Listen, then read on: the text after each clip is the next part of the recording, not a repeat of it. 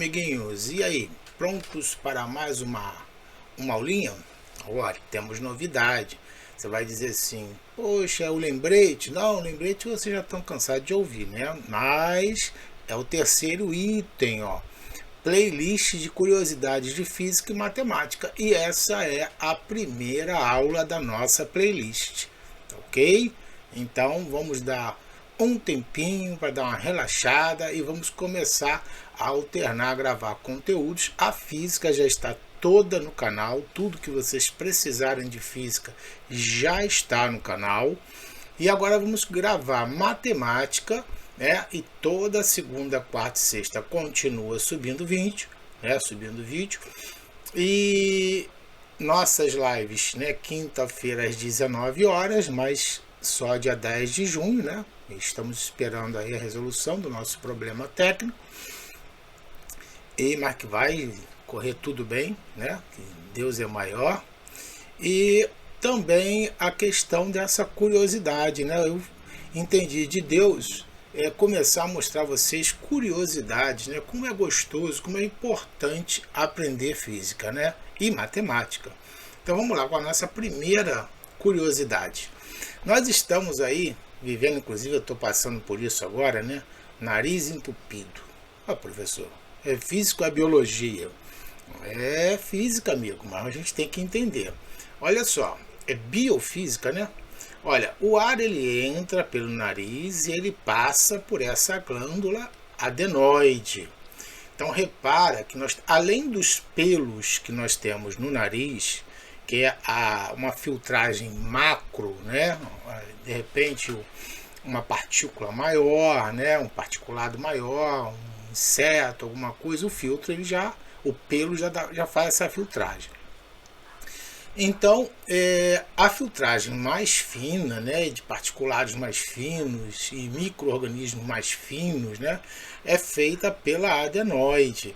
E a adenoide, até copiei, ó, peguei aqui a fonte está aqui embaixo, né? Então, a adenoide, a função dela é produzir linfócitos, né? Então, ela produz células de defesa, né? Porque uma vez que entre aqui, né, micro-organismos que vão nos fazer mal ao nosso organismo, né, a adenoide ela produz as suas células de defesa e aí vão, né, exterminar com esses micro-organismos. Só que para isso, toda vez que ela detecta invasores, né, ou seja, nocivos à nossa saúde, ela aumenta de volume, né? E quando ela aumenta de volume, nós temos aí o nariz entupido. Então, ó, importante, vamos ler para a gente poder entender o que são as doenças alérgicas, né? Ó, as condições de vida moderna, poeira doméstica, fungo, pelos de cães, gatos, poluentes do ar, cosméticos, produtos de limpeza, estão por trás dessa verdadeira epidemia. Estima-se hoje que 40% da população sofra de rinite alérgica, que além de poder trazer espirros repetidos, coriza, coceira no nariz, tem como um dos sintomas mais frequentes a obstrução nasal. Professor, onde é que está a física nisso? Calma. Primeiro eu quero saber, olha só, RTK concurso é cultura, tá? E a gente faz link, né? Faz interdisciplinaridade o tempo todo. Então a gente vai começar agora a mostrar o que é essa obstrução nasal, que vocês já entenderam, que é por conta da adenoide, né? A adenoide, ela, na sua funcionalidade de defesa, ela vai produzir os nossos anticorpos aqui, né? Então ela vai precisar de uma irrigação maior de sangue, e aí ela vai aumentar o seu volume, né? E vai defender o nosso organismo, bloqueando inclusive a entrada. Mas o que é também perigoso, porque aí você vai passar a respirar pela boca. E aí, similar à adenoide, tem a amígdala, né? A amígdala, né, que também faz a mesma função. Todo ar que entra pela boca vai passar, na boca não tem pelos, né? Então ela vai passar pelas amígdalas. E as amígdalas fazem com que, exatamente, se detectou né, micro-organismos lá que sejam nocivos à nossa saúde, elas vão fazer a mesma função da adenoide e elas vão inflar. Bom, tá legal, professor, já entendi isso, só não vi a física ainda. Bom, acontece que, ó, não sei se vocês estão vendo, aqui tem a Terra, né, troposfera, camada de ozônio, estratosfera, mesosfera, termosfera e exosfera. Então são as camadas da nossa atmosfera. Que isso aí tá tudo meio que emboladinho, né? Tudo meio que emboladinho. Isso aqui é um desenho puramente didático que eu tirei dessa fonte aqui, tá? Que não é um desenho que eu fiz, então eu coloco as fontes. E da mesma forma eu peguei também essa reportagem muito interessante, né, do ecycle, né, .com.br. Índice da qualidade do ar. O índice da qualidade do ar define o limite máximo de concentração de certo poluente na atmosfera. Esse limite de concentração é um valor padronizado que varia de acordo com a agência ou entidade que o define. Seu objetivo é informar a população sobre a qualidade do ar em uma determinada região em uma linguagem acessível. Agora a parte que eu quero que vocês aprendam mesmo. As medições são feitas em estações de monitoramento que medem a concentração dos poluentes, sobretudo a concentração de ozônio e partículas ao nível de solo. A gente sabe, né, que existe aí um ataque na camada de ozônio, mas o que me interessa aqui são as partículas ao nível do solo.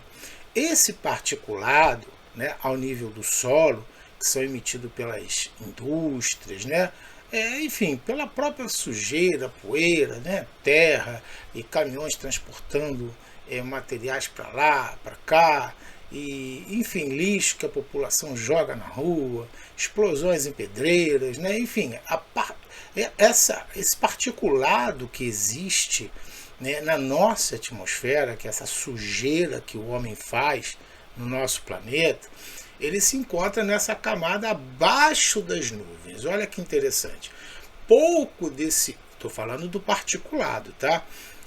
As micropartículas ou nanopartículas ou gases conseguem passar para essa camada de ozônio, onde vão interagir, né, com o ozônio.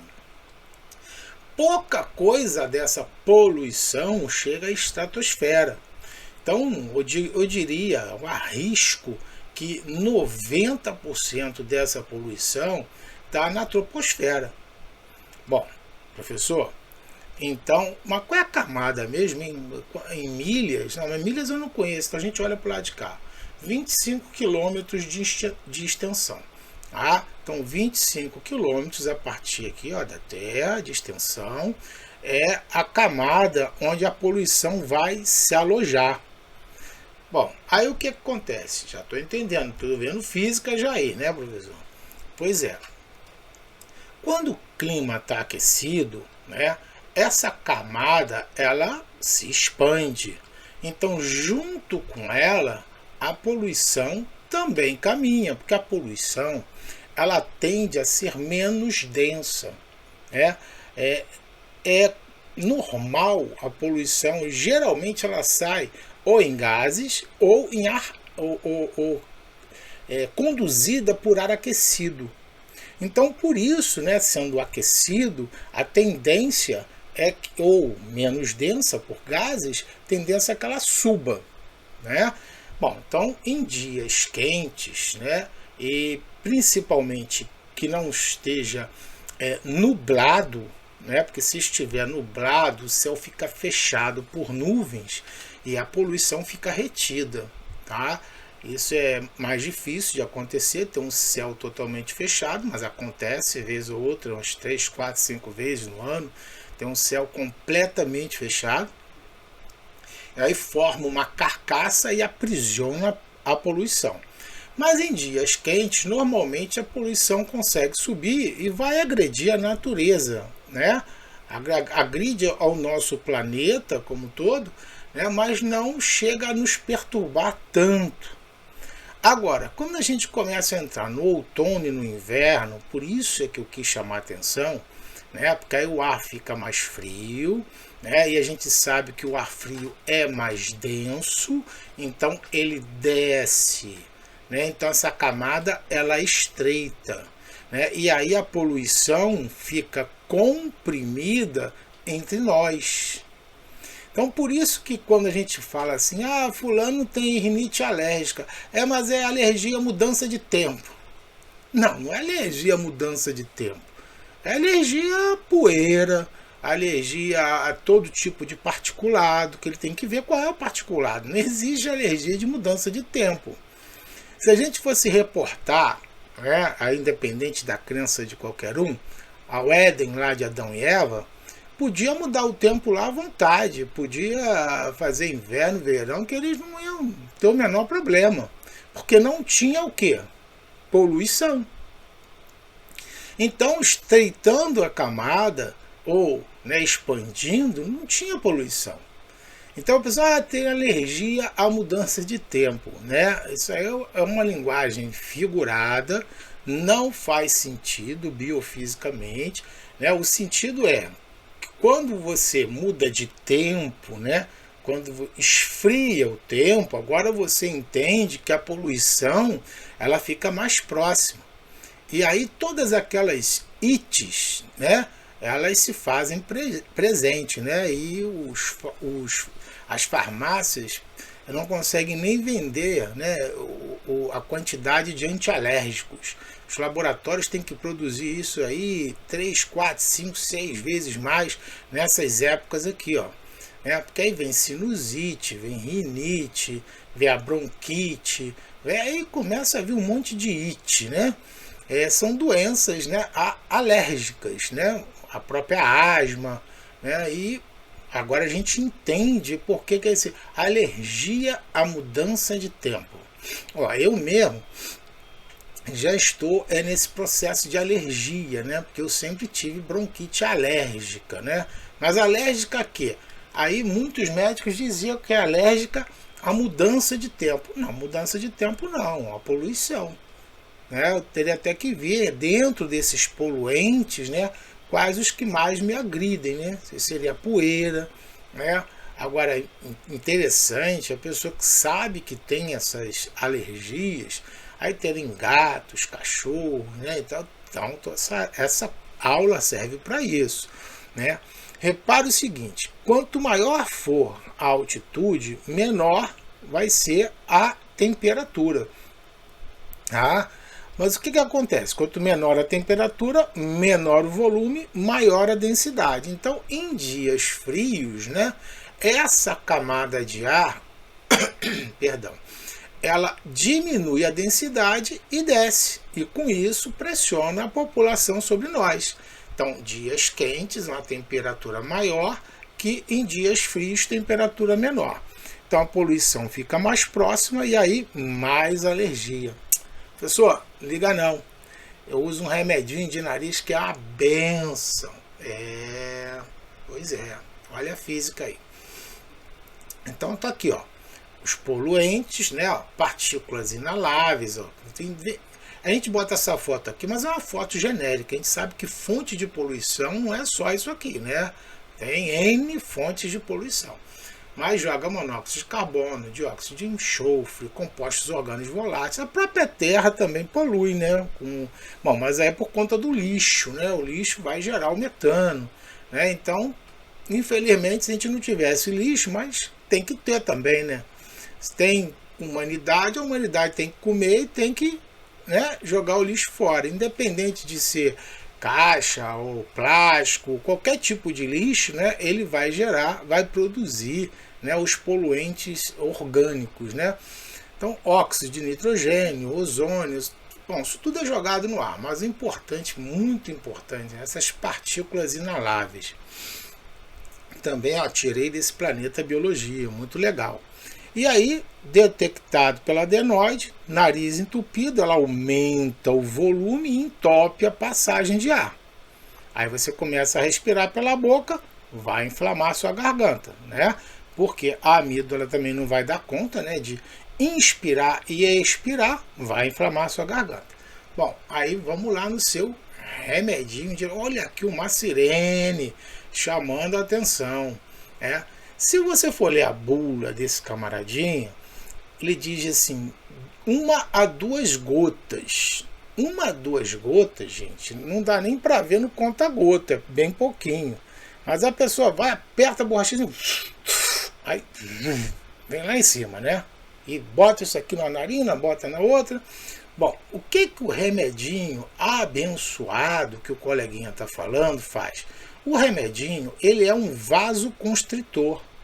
Vasoconstritor ele pega, aqui não está cheio de vasos, os vasos não estão inflados, né? Justamente para poder irrigar essa região. Então ele diminui o volume do vaso, né? Ele pega o vaso, tá assim, ele diminui o volume, contrai o vaso, e aí o volume da adenoide diminui também, e aí você volta a respirar. Mas qual é a função da adenoide? É bloquear, porque tem coisa ruim entrando, e aí vai deixar entrar para o pulmão. Aí você usa o vasoconstritor, diminui e fica com a respiração, que é uma beleza. Olha que legal. Então, cuidado, cuidado, cuidado, que diminui o volume, você respira com uma beleza, mas está entrando porcaria para dentro do teu organismo. Não bastasse isso, vasoconstritor, as artérias, né? Aquele elemento químico, aquela substância química que está entrando, que contrai o volume dos vasos, pressão é força sobre área. Então, olha aqui, o volume do vaso é esse, mais o abençoado remedinho de nariz, né? Vai fazer com que o volume do vaso seja esse, né? E aí, se você diminui a área, você aumenta a pressão. Então você vai causar um problema sério para os hipertensos. Por isso, quem tem hipertensão, ou seja, pressão alta, ele não pode usar o remedinho de nariz. Mas vamos entender bem que em substituição a essa droga vasoconstritora, né, existem aí os soros da vida que vão limpar a adenoide. Eles vão limpar a adenoide, né, e eles vão fazer com que retire esses particulados, né, e vão empurrar esse particulado aqui, né, para dentro do teu estômago, né, e aí lá eles se veem. Mas eles não vão para o pulmão, né?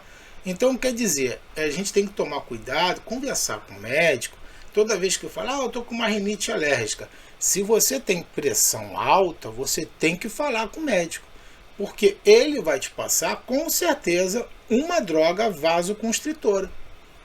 E aí, se você não fala, tua pressão vai aumentar. E a física explica isso. Se você diminui a área para poder diminuir a irrigação da adenoide, né? Claro que a substância não vai atuar só na adenoide, ela vai entrar na circulação sanguínea provocando o quê? Uma vasoconstrição. Então você vai aumentar a pressão arterial, tá ok? Então, nós já... hoje é só, né? Então já vimos, né? Olha só que coisa interessante, né? Nós já vimos que esfriou o tempo. Aqueles que têm problemas de alergia não têm alergia ao tempo. É a poluição que está mais baixa. Nós vamos continuar a falar sobre isso, tá? Sobre biofísica. Então, vou por agora mandar um beijinho para vocês, lembrar que toda segunda, quarta e sexta sobe, e essa playlist é de curiosidades de física e matemática, ou seja, interdisciplinaridade, tá ok? E também curiosidades, a gente vai ver que tem algumas coisas bem interessantes. Professor Rezende, mini coraçãozinho para vocês e fui!